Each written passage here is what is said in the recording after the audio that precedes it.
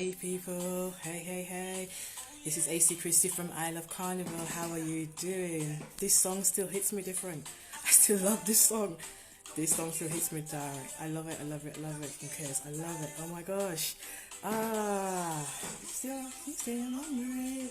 Wood on the radar. You still. Oh man, I love this song. But you know what? Let me stop it before the Instagram police say, "Oh, you're infringing." Blah blah blah blah. How is everyone doing today? Good morning, good evening, good night, wherever you're calling from, wherever you're watching this from.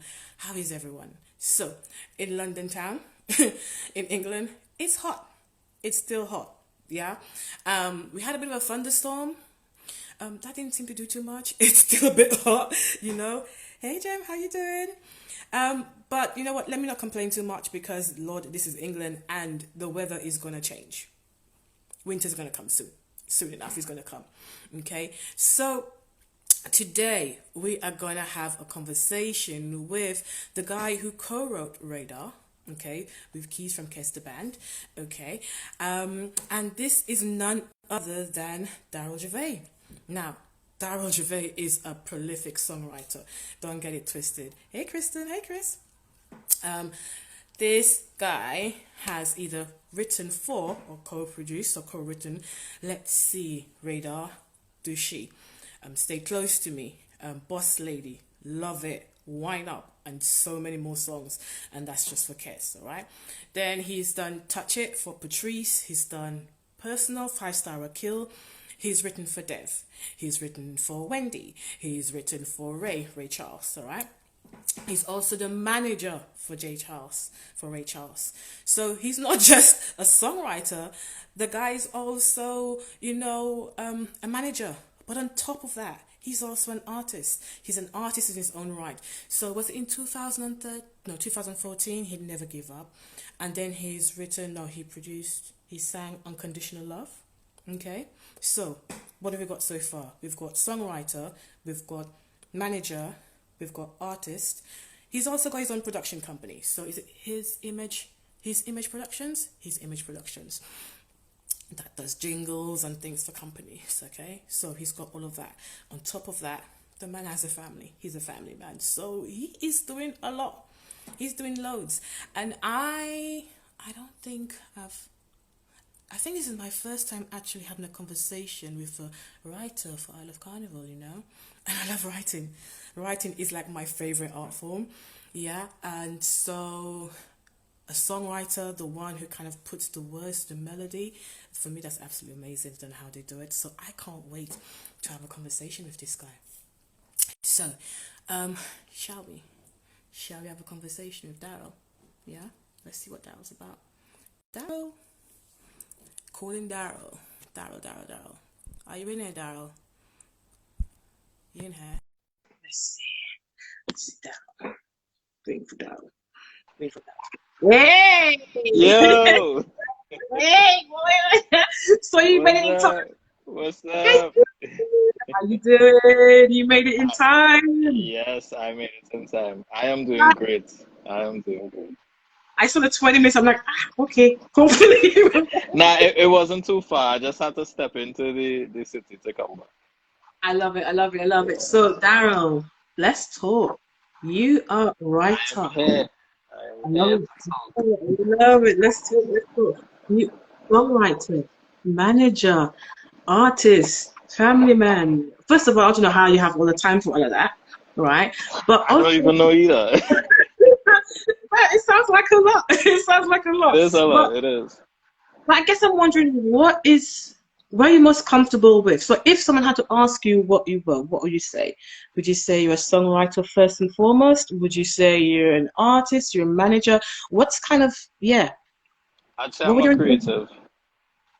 I like that. Creative.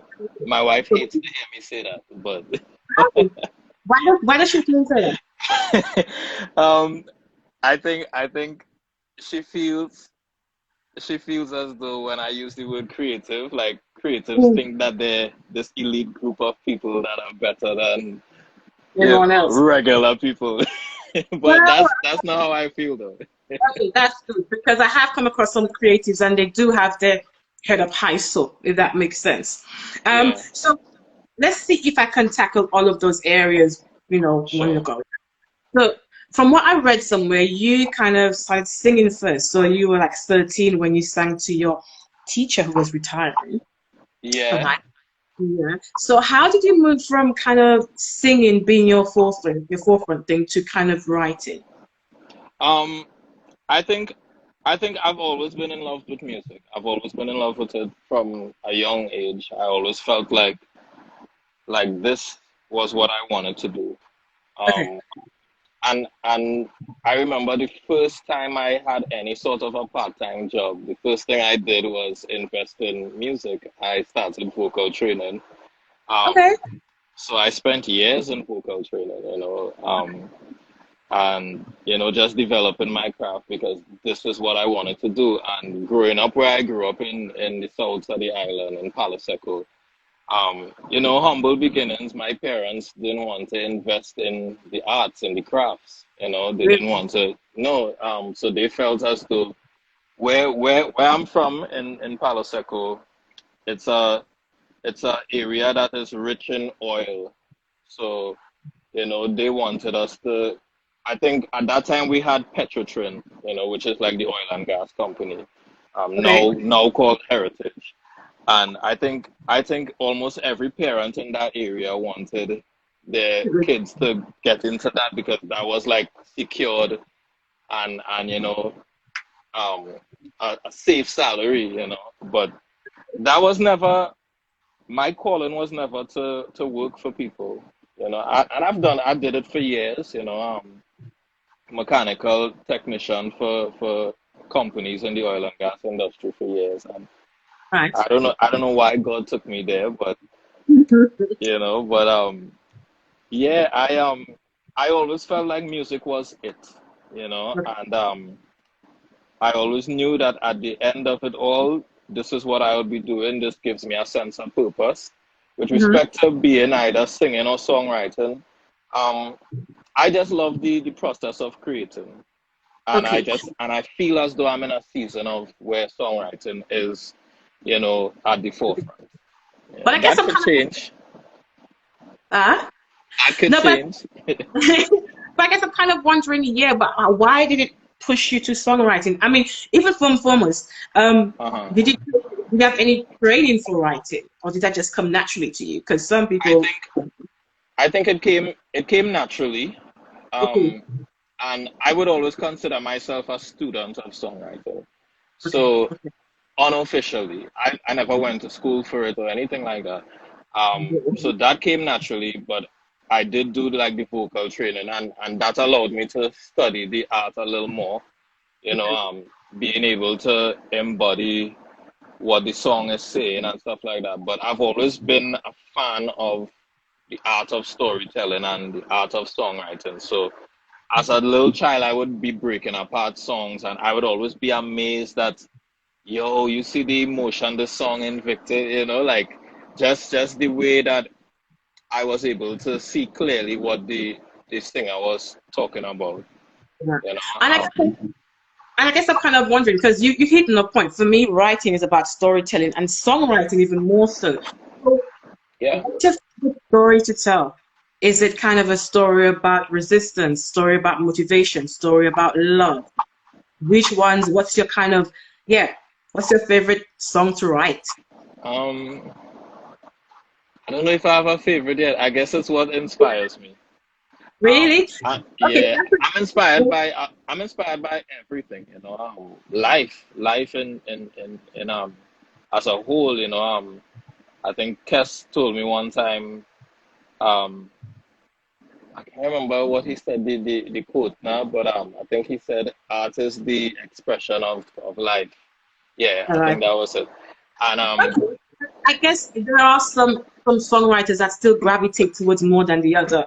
So you'll find that some they like to kind of sing more about love songs or write about love songs than anything else. Have yeah, you found gravitating towards anything in particular in terms of your writing?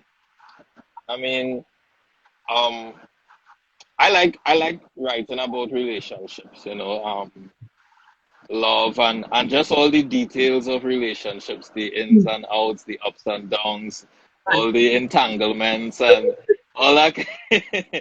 Okay. Somebody, a few people told me, well, that I am just like, Darryl, you write vicey very well, you know. So a little What bit does of vice in there too. what does that mean? Um, Rude, I guess. Saucy. Fair enough, fair enough. I think you do that Yeah. well. Thinking about the songs, yes, you do that well. And I guess I'm kind of wondering, Darren, about kind of the process of your writing. So I know some writers, they like to have things a certain way, they like to be in a certain space. If they're not at their desk, if they're not sitting somewhere, they can't write. Is that the case for you? Um, Not really, you know. Once I'm comfortable, and like I said, once the inspiration is there, there has been times where I felt no inspiration to write at all. You know, the beginning of this whole Corona vibes was like that for me. You know, Really? I had just come back from New York, and the borders closed like maybe the day after I came home, right after Carnival, sometime after Carnival, and I remember feeling very boxed in and depressed and just, I was getting little ideas, but I think I was like overwhelmed with what was going on around me and the world on a whole, and just the possibilities of every plan that you had. Like I had so much bookings, people were going to fly me to here and there to do writing sessions. Then I Mm, had bookings with Ray, and this was like a breakout, somewhat of a breakout season for her. This was like our introduction of Ray to the world, and everything, sometimes they say you can't really make plans, it's really God to direct, and I feel like everything just put on stop, and I think that just took a toll, and it was a lot, so I just wasn't in a space to create, you know. great. So I'm how there did you right now though. I know, but how did you come out of that hole? How did you um kind of get yourself out of it? What a pushed lot you? of a lot of a lot of a lot of inspiration, I think, penetrated, to kind of push its way through that bomb of a shell. And one of the main things that I learned early in my career as a songwriter was, if you can't go out for the inspiration, you have to find ways to inspire yourself. One of my mentors that took me under his wing early in my writing career was a guy by the name of Corey Rooney, Grammy Award winning writer and producer. And I Mhm. remember Corey used to tell me, because there were days when they would have me in LA, and there would be days when I have nothing to do, and I'm bored out of my mind sitting in the apartment, and you'd be like, Darryl, go watch a movie, go watch a series, go out, find a club, do something. Like, if you're feeling bored, like just find something to do, go out in nature, and I guess little things like that stuck with me, and I always find ways to encourage myself. Mhm. Is Um, there is there any one thing that will surefire inspire you? I know there's some writers they say, listen, when worst comes to worst, there's this one thing it gets me going. um, if there's this one thing, I can't pinpoint one thing. I think life in general, I'm very observant of situations, my situation, other people's situation. I think there's Mhm. a story to be told all around us, you know. So it just depends, sometimes when I'm thinking of a song or trying to come up with a topic or a theme, um, there's a few friends that I would call up, and it's just for conversation.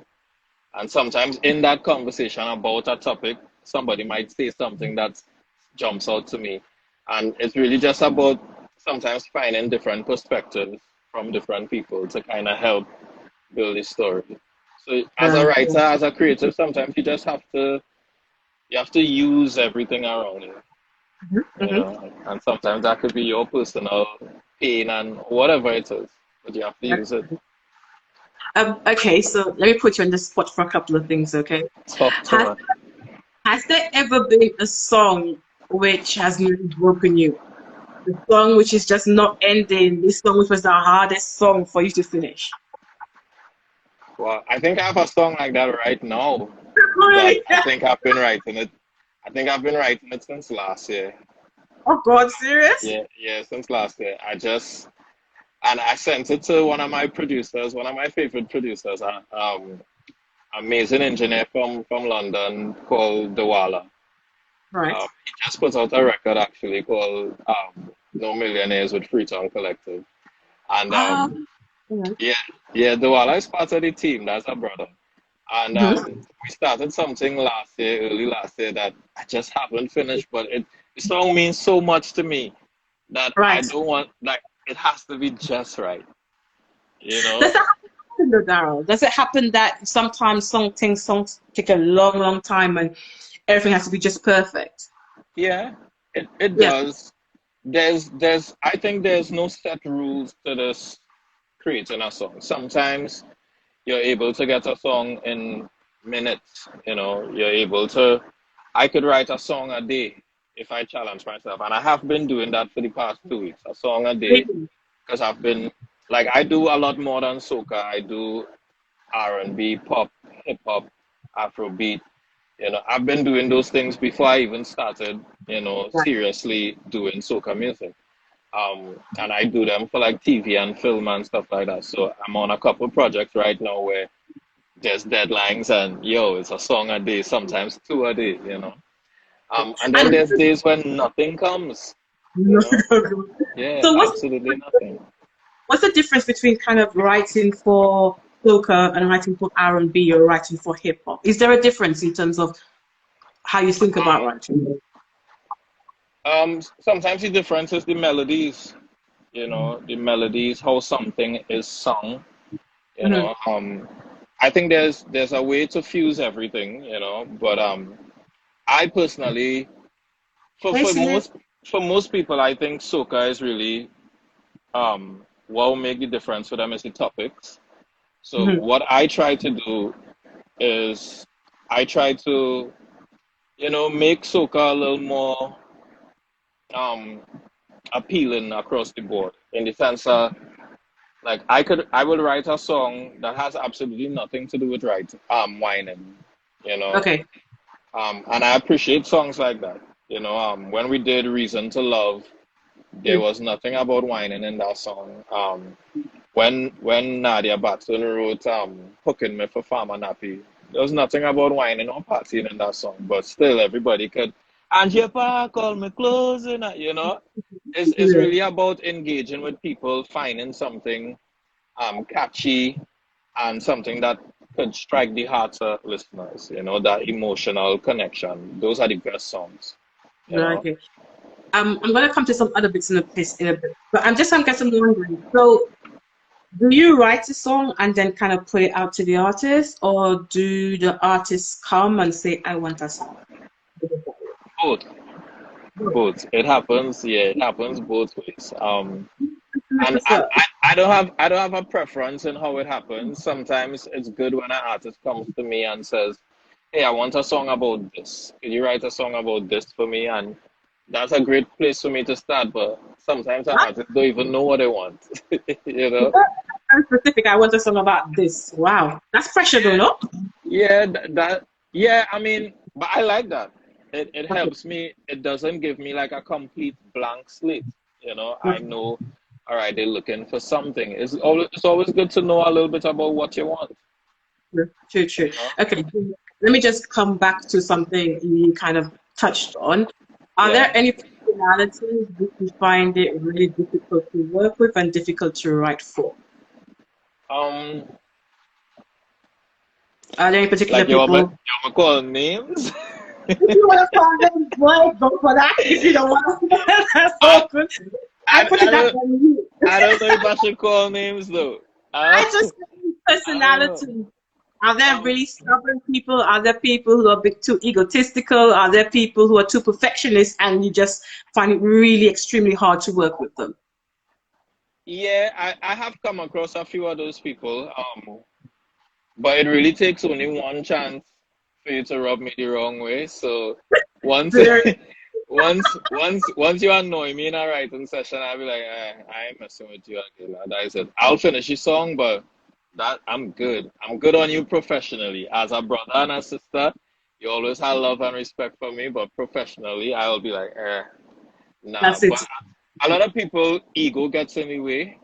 I think Yeah. I started off as that too. I think sometimes as a creative, you can be so married to your ideas and your way of doing things that sometimes you tend to, just shoot down ideas from the jump, Mhm.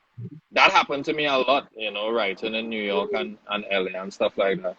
But you have to sometimes, I'll be like, yo, Darryl, listen, you ain't hop on a flight to come here and be silenced in no room. Like, get on your shit, boy. Like, stop it. You know? I love it. Yeah. Like, I'll be like, yo, I'll be psyching myself up in the corner. Like, yo, you could write circles around these people. So, I love it. yeah, yeah. So Yes, I you love it. make them see you. I love it. I love it. So let me ask you again, okay? Is there hmm any song, Daryl, that you hear and you think, wait, guys, this is one song I wish I'd written? Yeah. I wish Yeah. I wish I wrote Savannah Grass. In let's put in soca music. I wish I wrote Savannah Grass. I wish I wrote Dear Promoter. I wish I wrote oh gosh, this song from Marshall. I wish I wrote Mr. Fett. Really? Yeah, I wish I wrote Mr. Fett. I'd love that song. Um, as far as soca songs, yeah, I think that is it. But there's songs that I hear throughout my life that I wish I could have been a fly on the wall in that room. You know? Really? Yeah, Um, like it's I mean, I really am a fan of this thing. Like I love it. I love it. Now I could teach it, mhm. as best as I can. I've done a lot of conferences where I was the featured speaker and stuff like that. Thank you. Yeah. Yeah, they calling your boy out for some of the knowledge. Thank you. I love it. I love it. Okay. Um, are there any other people you would still want to write for? Any other Um, artists inside and outside of soca you'd still want to write for? in soca music, I wouldn't say that I have no disrespect to anybody, but I wouldn't say that I have a desire to write for anybody in particular. In Okay. soca, my mindset as a writer and as a creative is I'm always networking. I think that is one of the most important things anybody who wants to be in the industry can do. Network, reach out. It's not going to hurt you, what you have to lose. So I'm open to work with almost anybody. You know, um, Anybody that I have my eyes on in particular to work with, no, not really. But the door is open. If I have a song and I feel like, yo, it could work for this artist and I've never worked with them, I'll just reach out or find someone to make the connection for me. Um, Internationally, though, I have always been a fan of Usher. Um, I would love to work with Usher. I would love to work with Rihanna. I actually had the opportunity of pitching some songs for Rihanna at Rock Nation maybe a year ago in LA. Um, I don't know if they ever took the song. I guess if they took the song, they would reach out by now. But they had loved the song because she didn't have any commercial records on the album yet. And that Okay. album still didn't come out yet. That's the album the world waiting on right now. Oh, Um, Lord, still. yeah, I pitched some stuff to Usher before. But if I have to pick anybody, it would be him. Like I would really love to work with Usher. Okay. He has been one of my vocally. He's a beast. I think on the stage he's a beast. I think Usher is amazing. Like it, like it. Okay. So let me put you on the spot again. You've done a lot of co-writing with many people. Yeah. Yeah. Who has been your best person to kind of collaborate? I know, okay, you've done loads of work with Case, so you'll probably say Case, but apart from kind of Keys, anyone else? Um, in terms of artist or songwriter, Well, let's start in terms of artists first, and let's go to songwriters. So, who um, has been really kind of smooth and it's been really kind of just, yeah, a joy to write with? I mean, you said it first. I think Kes is an amazing songwriter. So we have a really good relationship that has passed, client employee kind of relationship. It is now it's a friendship. It's brothers now, and there's no egos when we write. We sit, we talk, we vibe, and we kind of know each other's style now, so we complement each other. I enjoy Okay. writing with Dev. Dev is fun to write with. You know, Good. me and Ray and I started writing together a little bit now. So that is something that is grooming and coming to come. Um, I enjoy writing with who else is an artist that I like writing with quite? I can't think of anybody else locally or in terms of people have sent me songs and asked me to tweak it for them. And their Okay. ideas have been pretty dope. Some up and coming artists and stuff. Okay. I think there's a lot of talent out there. As far as songwriters, I like writing with oh, College Boy Jesse's a good artist to write with as well. Yeah, Serious. very talented, very talented creator. Um, as a songwriter, I like writing with Kit as well. Um, Okay. and I have a lot of co-writers throughout the world that I combine on stuff with. Shumba is one. Jot out of Los Angeles. Coil Preample out of Los Angeles. There's so much. My network is huge. I can't. Sorry guys if I can't remember everybody's names, but there's a lot of Sounded so people. cool. Yeah. Sounded so. So let me just put you as a songwriter aside, right? And let's touch on because Uh-huh. I see Razor. Let's touch upon you as a manager. How did you manage to do that? How did you become a manager for Ray? Um, how did I become a manager for real? Is that was Um, that something you wanted to Ray? do, become a manager? No, not really. Because I feel like I'm always doing so much. I'm always working, and I am like just handling my own careers a lot. Like I do a Mhm. lot on my own. On top of the many other things I'll be doing. But with Ray's cousin, one of her cousins, he and I grew up together, and Mhm. he's like one of my best friends growing up. And he reached out. He lives in Mexico now, and he reached out and he was like, Darryl, my cousin. I don't know if you remember Ray. I was like, yeah, that's your little cousin, right? He was like, yeah, she, want to do some music, and there's nobody else I would, rather her work with than you, you in the game. And I was like, yeah, well, no problem, that's cool. So she reached out, and I think we hit it off like immediately. And Okay. I pay attention to your energy and your vibes and your willingness to do things.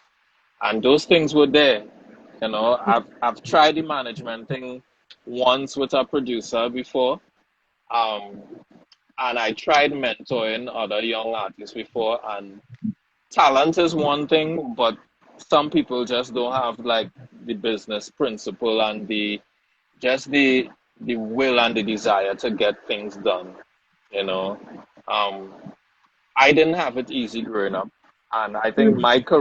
my career basically um, took that serious part and full time part, like even before I got married. Okay. So excuses and stuff like that. Like I don't know about excuses. So I feel like if I had it hard and I doing what I had to do because I believed in this so much, then you had to show me the same thing. Like I can't want it more than you, you know. Mhm. And that was one of the main things with Ray and I. And I saw that hunger in her to do it, and I saw the talent, and I was like, listen, if I do this thing, you have to give me 100%. Same way how I given you 100%. Like I'm not gonna just be pouring into and you know not Mhm. getting what I want to see. Like I need to see that drive. I need to see the desire to get things done. And we built a very good friendship, a good relationship, and yeah, it took off from there. Like I didn't even start off managing her. I started off just writing for her and giving her advice because she's new to it and she didn't really know a lot of how to get things done. And so I just was there for her in the sense of somebody to share. ideas with, and just to help you get to a different level. And I think on the radio station, I decided, you know what, I had set up a couple interviews for her, and on the interview, I was like, yeah, I manage her. And she was like, really? I'm like, yeah. So I kind of jumped into it on the spot at her interview because it's like, you know, sometimes you invest so much time and talent into something and you really want to see it flourish and do well. And I Yeah. think that was one of the things with Ray and I. I really want to see her, you know, be the best that she could possibly be. And I think the game needs more female artists. We don't have enough, you know, and Good. I want to be a part of creating something that I think would be amazing that people will love. And that's me and Ray, I like it. you know. So are the challenges a little bit different as a manager as opposed to a songwriter? Yeah, there's a lot of challenges because now you're not just studying yourself. You is a time management thing too, because like I said, like I have my own career and brand that I'm building, you You have know, your family. and Yeah. now I'm responsible for building Ray's career, you know, Mhm. and I'm enjoying it. I didn't think I would have loved it the way that I do.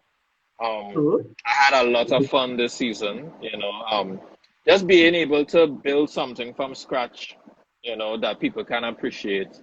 You know, I think it's an amazing thing.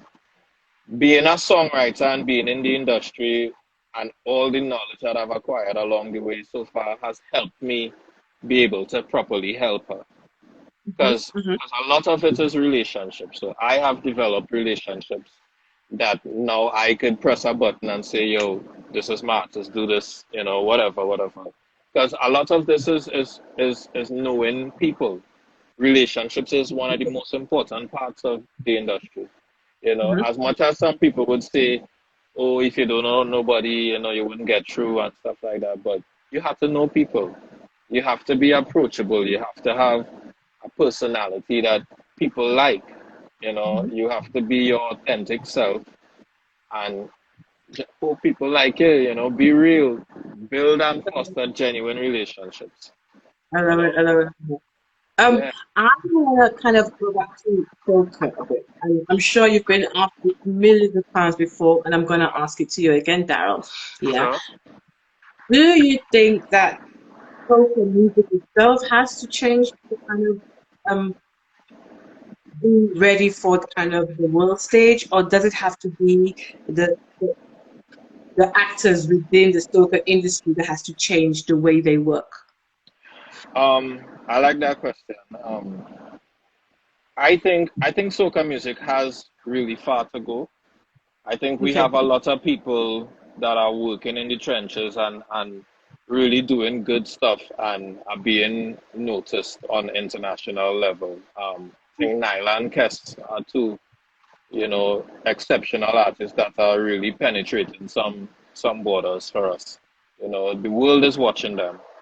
Hmm. Um, and I think that is because what they do isn't like the typical soca.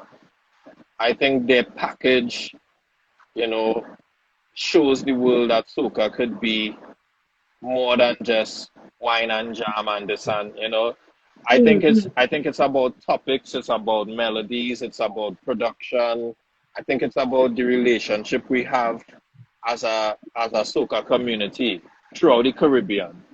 You know, Hmm. I think there needs to be more unity for us Okay. to really come together and push the numbers forward because part of why we're not recognized as a genre, um, I would say is because we don't have the numbers. You know, reggaeton, Afrobeat, they have the numbers. These are millions of people. Look at the numbers that those streams generate. It's all kind of 3 billion and you know, 100 and Hmm. something million, and we don't have the numbers. And I think each country that does soca has to unite somehow to push the genre forward. I Because think. I've heard like little silly arguments where you know some countries fighting because this is our song and you know why they using Zuko, why they using whatever and things like that. We need soca is soca. There's different dialects in it, and Yeah, we and I need to guess come together. I think we do. I think we do. I think you're really very right on that because I've heard the argument as well that saying we need to change a lot, we need to change a lot. But like you said, reggaeton, dancehall, they've remained authentic. Even kind of K-pop, they've remained authentic, and they are huge. So I was just wondering from your perspective, yeah, what needs to be done? And you said quite a lot about it. It's kind of about unity, really. I'm kind of loving that. There was one question I wanted to ask. I totally forgot to ask. Would you ever write for kids? Soca for kids? Because I see production precision. Yeah, they're doing something with kids. And for me, sometimes it kind of feels like kids in soca are over. Am I Yeah. right in that? Am I wrong in that? Um, I think we could use more kids, a more child imprint in the industry. I have written for Aaron Duncan once before. I mean, but he's growing up now. He's no longer little Aaron Duncan. And I wrote for a young artist out of Orlando, Jessie. She's the daughter of Leon Caldero, who is Okay. pretty cool with me. I wrote for him a couple of times before too. I think Jessie has what it takes to be um, an entertainer. I think she's amazing. If anybody knows any kids, feel free to send them my way. I'll be happy to contribute in whatever way I can, to help foster that next generation of artists. Love it, I Um, love it. but I It's, think I think soca music is in really good hands. I think there's a generation of artists that are not necessarily the mainstream artists, but I think they're coming and they're positioning themselves to be the new flag bearers for the genre. actually, can you give us some name so I can follow them up? Um, I I think some of those people are people like Preedy Irfan Alves, Second Yep, yep. Star. I think College Boy Jesse. I think Crystal, Nyla, Mm, even Nessa Preppy. You know, those are a new generation of artists. I think my artist Ray. I think we're molding and creating something beautiful, and I think she will be a force to reckon with. Um, I think Savvy Sav, I think Imani Ray, I think all these are um, endless possibilities of where soca could go. Because mhm. people looking at them already from all over the world. And Yes. I think they have something to offer. Yeah. All right. Okay. So just kind of thinking about Corona. I know Corona affected all of us. Matchup plans left, right, and center. Ray, Okay. I seeing you. You know, how how have you got to change strategy now? Because Um, really and truly, we don't know how long this thing gonna be, what it's gonna do and stuff. Have you had to change strategy completely?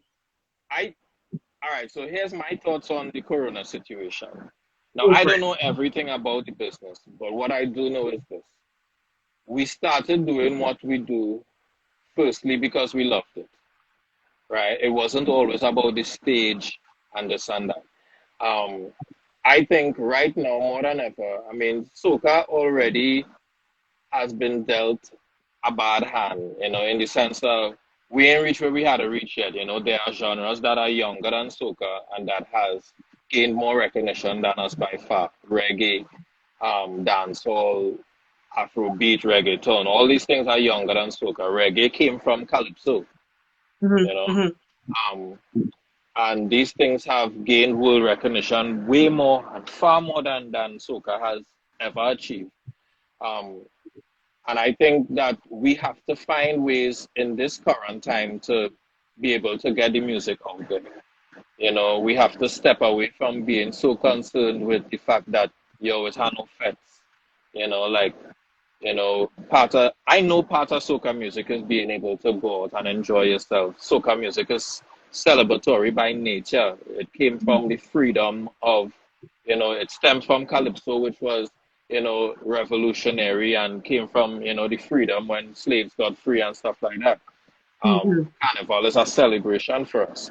But we need to step away from just the festival and revolving around the festivals alone. We need to make soca 24 hours, 365 days for the year, and part of that is it evolving, the topics evolving. I think soca is a canvas like any other genre, and you need to be able to paint what you want. Mhm, mhm, mhm. Talk about what you want, find ways. We could talk about anything in any genre and make it cool. Like Hooking Me, for example, that was our breakup. He get put out, and that was a song everybody. Thing to make you cry, we was laughing and singing it. Yeah, yeah, no, I hear you. I hear you. Yeah, It's really cool. Cool. Let yeah. me step away from soca for a bit and let me hmm kind of put the focus on you.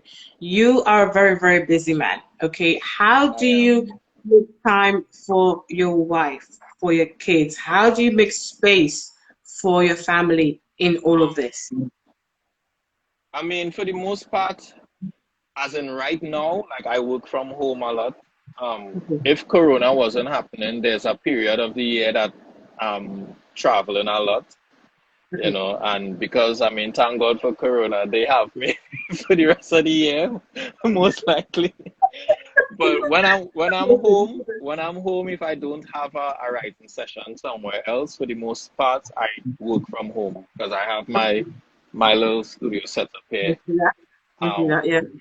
so so especially when now my kids they go to school, they're home right now because of Corona. So and my wife is an attorney and a politician. So she has her office, so she heads out in the day. Mhm. I'm home mainly with the kids. If I have Yeah. something extremely important that I cannot have the distractions, then my mom or her mom will take the kids so I could do what I have to do. Um, Okay. but like I said, like I have like so much going on, but I find my ways to get it done. That's why, and that's why excuses annoy me.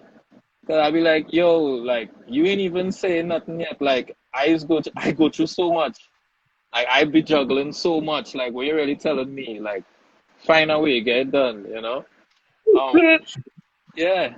People Love it, love like there would be times when I would have a session going on in South, and people from North would be like, yeah, to come quite south, boy. Like, I'd be like, what? I hop on flights to go and do my sessions in other countries. We're talking about you can't drive to south. Trinidad not it. that big, like excuses. I can't take it.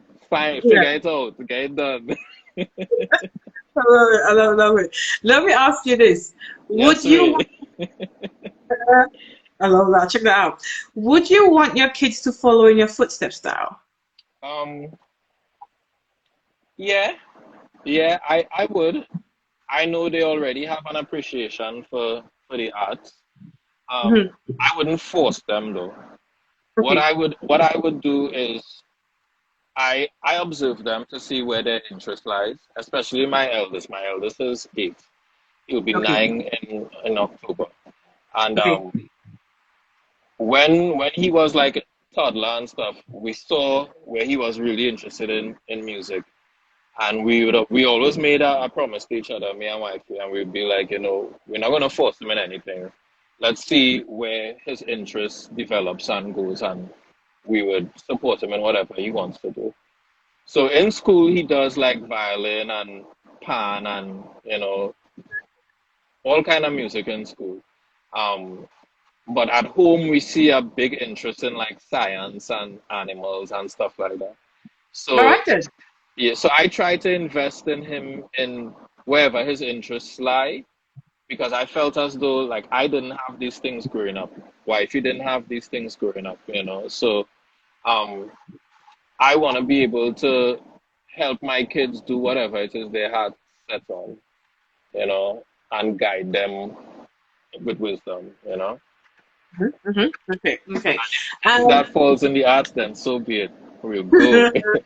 We'll make some money. I'm going to ask you just a couple of questions before you go. And I always tend to ask this because it's always a bit revealing to me. What do Mhm. you consider are your strengths and what do you consider are your challenges personally? So, what are you really, really good at? And what are the things you think you need to improve upon? Wow, that's a difficult question. Um, Sometimes I think I need to I think we all suffer with a little bit of ego, you know. So I think sometimes as a man, I have to learn when to put ego aside and put pride aside and just listen and observe, you know. Really? I Because I mean, for what people say, you're quite humble.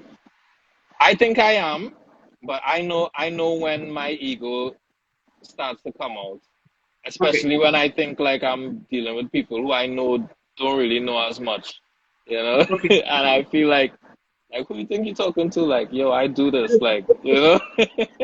So that could come out, you know.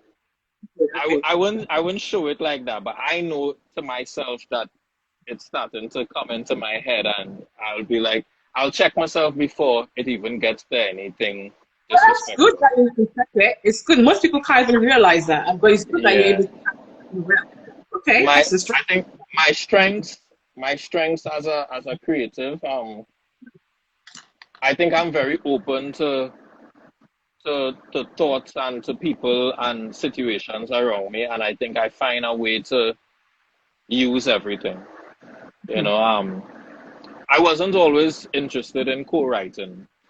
You know, I I I found a new desire for that in a lot of my traveling and stuff, because you would realize, you know, people have different perspectives, and sometimes those different perspectives come together in a song and make it so amazing. You know, so, Mm-hmm. so sometimes people will suggest things, and I honestly wouldn't know if it could be used, Okay. you know, in the moment. But what I promise myself that I'll always do is I'll give it a chance, and I'll see if it could work. Then we'll use it. If it can't work, I'm not gonna use it, and I wouldn't be a jerk about it. I'll let you know, hey, you know what? I tried it. It's not working. It's not sitting right. You know, and we'll use something else. You know, we'll do something else. So I think I listen. Okay. You know, I That's think that's good. a strength. You know, All I right. listen and I try to make things work, and I try to get things done. I'm not a Okay. quitter. I I'm a love get it. I it love done kind of guy. it. Yeah. Kind of sounds like it. Kind of sounds like it. Okay. So, Darryl, where do you see yourself in 5 years' time? Have you Where got do I any see? particular goals that you'd like to accomplish in 5 years' time that you can talk about? I I mean, I see my catalog way bigger. You know, I In terms I of still writing? think, yeah, in terms of writing, in terms of, I think I'll be putting out some music on my own, you know, in the next 5 years. Next 5 years, I'd also like to see my artistry on world stage, you know. Well, you get Yeah, that right?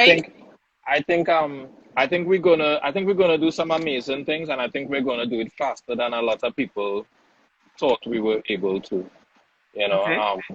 Because we went from Ray and I went from nobody knowing who on earth she was to a lot of people knowing who she is right now. And I think that in itself ensured that we had a successful season.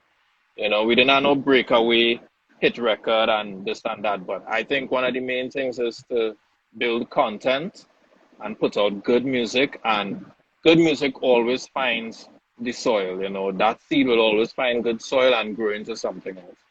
Love And it. I think in 5 years for her, I think we would be world stage and, you know, amazing collaborations and stuff like that. For me, I think I just like the idea of just continuing to grow, you know, and being able to impact a generation of music lovers, you know, not just in soca but everywhere, you know. I just want to be able to leave a good legacy of good music, I you love know. it. I love That's me. it. I don't need a Grammy. I don't need none of that. If I get it, then all well and fine. But I think That's I don't have no crazy goals like that. I want to see soca on the world stage, and I want to just continue to pour good music out there. love it. Me, I love it. just I love it. My final question for you, Darryl. All right. sure. If you tell upcoming songwriters, what would your advice be to them? Um, my advice to upcoming songwriters would be one, find a mentor. Two, be open to change, be open to different perspectives. Three, network, network, network, network. Reach out. It's not gonna hurt you. It's one of the best ways for you to build, you know. And four, go out, do things that you love and try new things to try and spark something new in you as a creative, you know. And that's not just for songwriters, that's for any creative across the board, artists, everybody, producers. I I think I think we have a lot to offer as creatives. I think there's a lot of talent bubbling in Caribbean people and people throughout the world. Um, and we have to find a way to work together to really get it where it needs to go. And you always have to be open-minded and willing to learn. You know, I so a lot of people would view me as very successful, and sometimes that would flatter me, and sometimes I'll be like, but I still ain't reach where I want to go yet. You know, um, and I have never adopted the mentality as though I know all there is to know about songwriting or music. I don't. But I think I have enough experience that I can help somebody else who has no clue about it, you know, achieve something or get somewhere. But yeah, to be able to listen and learn and I learn from the people around me, even those who I don't think know as much as me, you know. I still learn and listen to them, you know.